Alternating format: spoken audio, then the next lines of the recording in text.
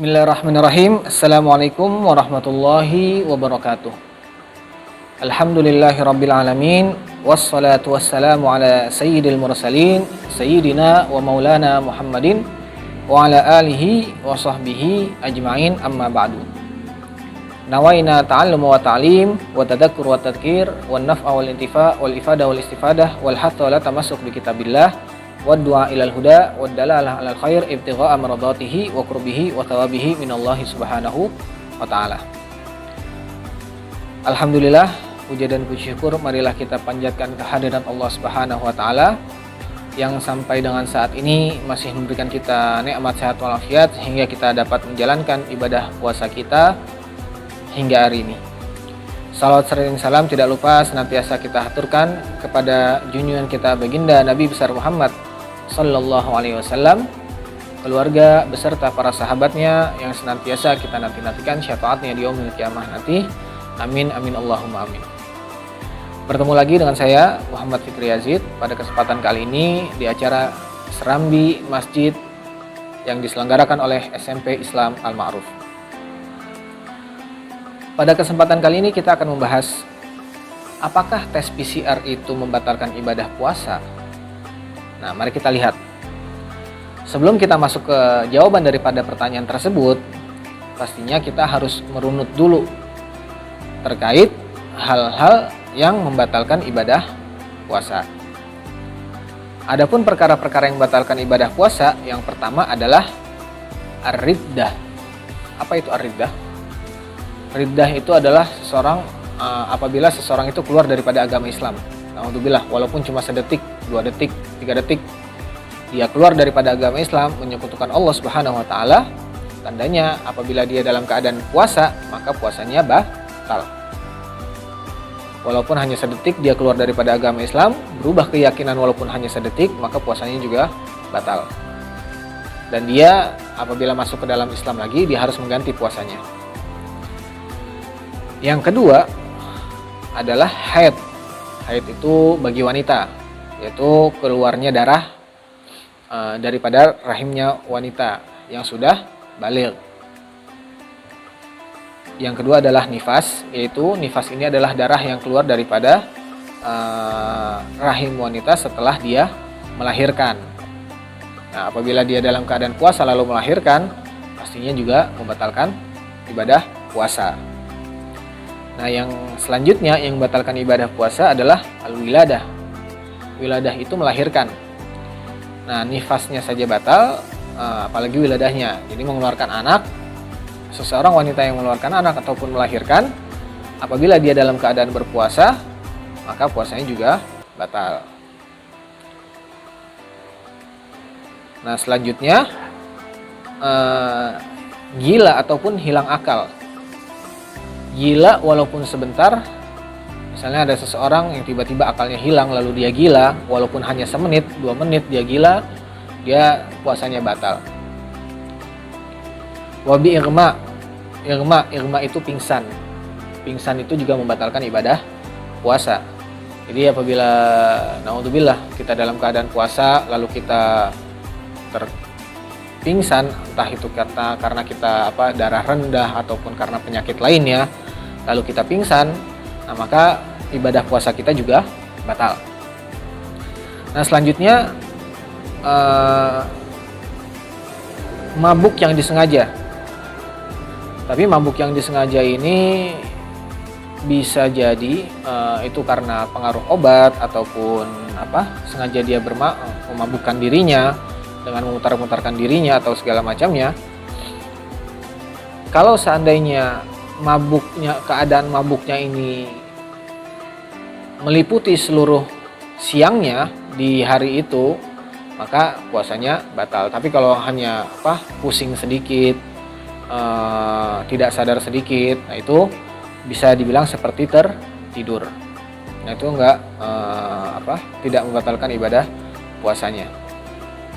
Nah, selanjutnya adalah yang membatalkan ibadah puasanya adalah masuknya sesuatu ke dalam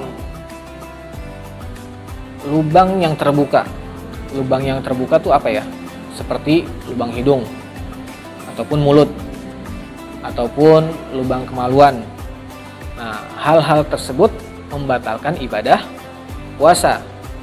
Apabila kita memasukkan sesuatu atau barang apapun ke dalam hidung ataupun ke dalam mulut, maka ibadah puasa kita bisa batal. Nah, makanya di sini terjadi permasalahan. Apakah tes PCR itu membatalkan ibadah puasa? Nah, kita akan mengkaji hal-hal yang tidak membatalkan puasa apabila sesuatu tersebut masuk ke dalam lubang yang terbuka di dalam tubuh kita.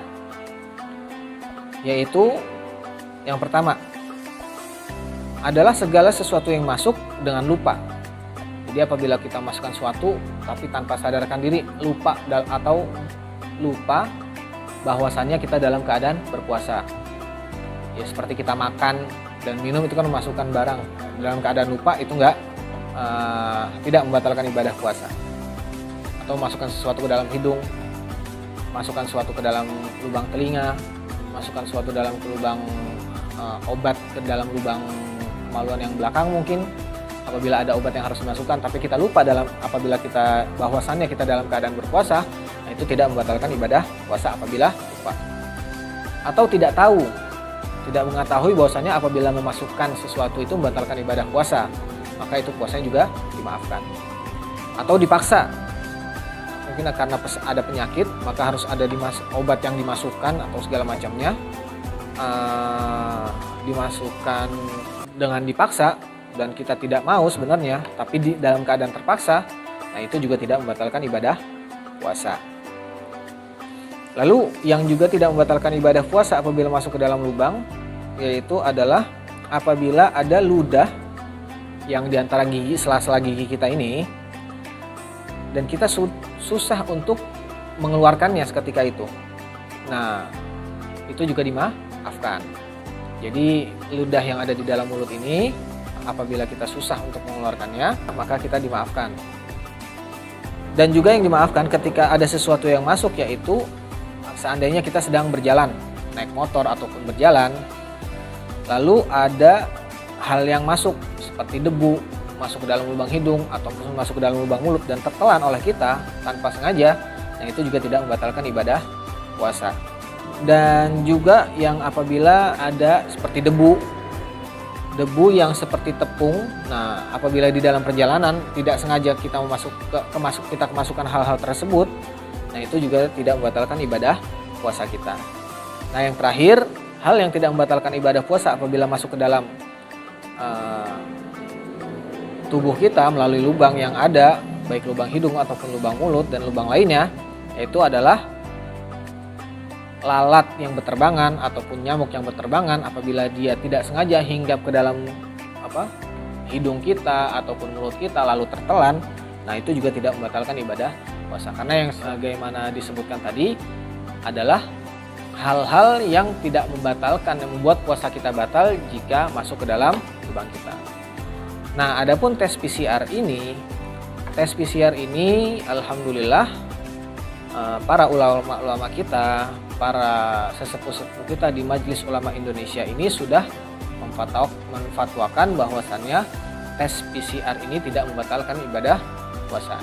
Jadi meskipun kita saat tes PCR ataupun antigen itu dimasukkan sesuatu ke dalam lubang sampai dalam, nah itu tidak membatalkan ibadah puasa dengan segala macam pertimbangannya, yang mana fatwanya bisa dilihat nanti di kolom deskripsi terkait fatwa Majelis Ulama Indonesia yang memutuskan ataupun memfatwakan bahwasannya tes PCR dan antigen ini tidak membatalkan ibadah puasa.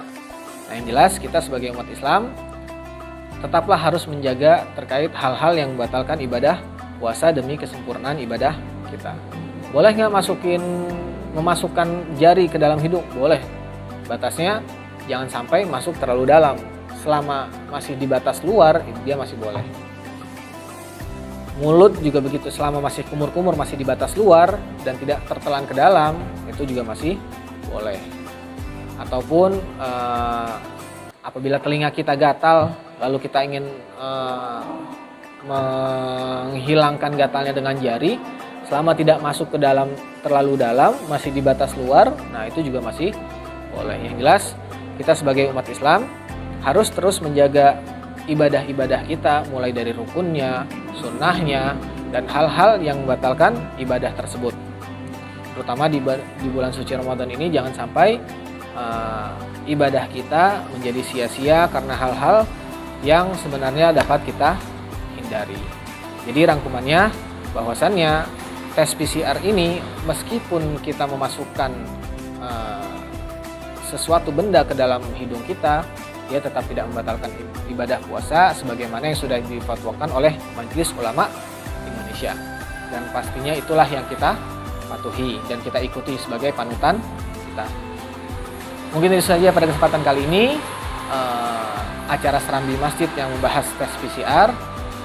Yang pastinya dalam kesempatan kali ini yang perlu ditekankan adalah hal-hal yang terkait membatalkan ibadah puasa.